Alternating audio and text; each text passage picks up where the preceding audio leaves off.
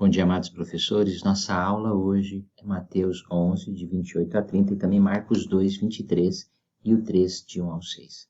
Tá? Então, Mateus 5, 23, 5, 28, ele começa com aquela famosa escritura do Salvador: Vinde a mim, todos os que estáis cansados e oprimidos, e eu vos aliviarei. Vejam só o que o Senhor fala, né? Ele diz que aquele que for a ele vai ser aliviado. Não quer dizer que o fardo vai passar, mas ele vai sentir alívio. Nós temos boas sugestões no próprio manual falando a respeito disso, né? Uma das sugestões didáticas que eu daria para você é: pega uma folha de papel, né? O aluno pega e preenche: eu vou ao Salvador quando eu, pontinho, pontinho, pontinho.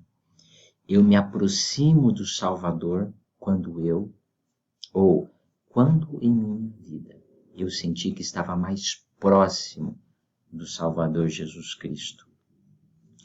Ele faz a alusão ao jugo de um boi, né? E ele diz: tomai sobre vós o meu jugo, tá?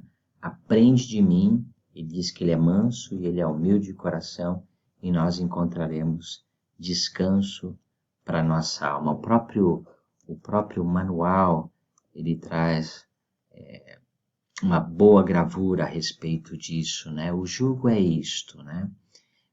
É aquilo que nos prende ao Salvador, tá? Nossos convênios nos prendem ao Salvador Jesus Cristo. O Elder Dube tem uma declaração muito boa aqui embaixo a respeito do jugo que ele viu em dois bois, um boi maior e um boi menor.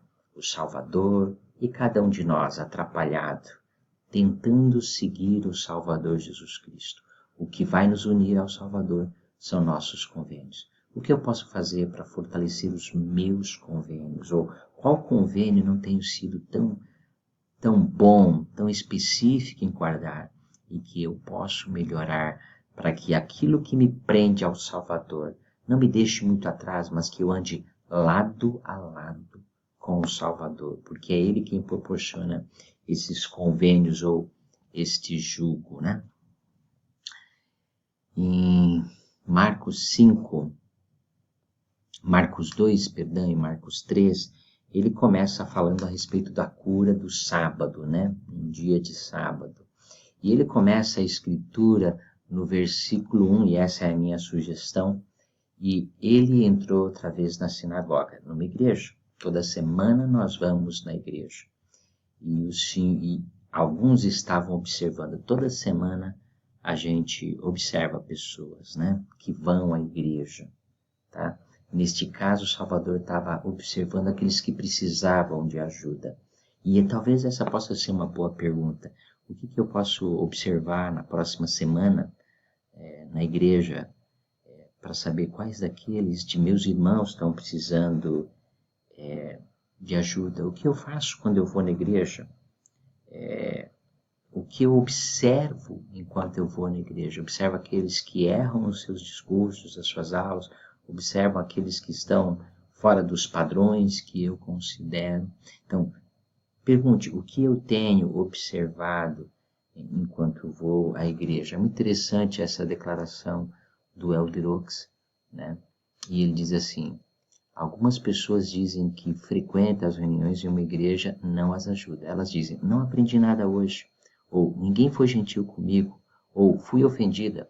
Decepções pessoais jamais deveriam distanciar-nos da doutrina de Cristo, que nos ensina a servir e não a ser servido. Talvez eu possa fazer uma meta com os meus alunos: o que eu farei domingo na igreja quando eu for na igreja neste próximo domingo.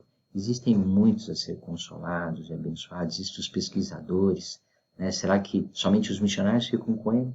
Ou será que eu posso ajudar nisso, né? E depois ele conta uma experiência muito boa no restante da citação, ok?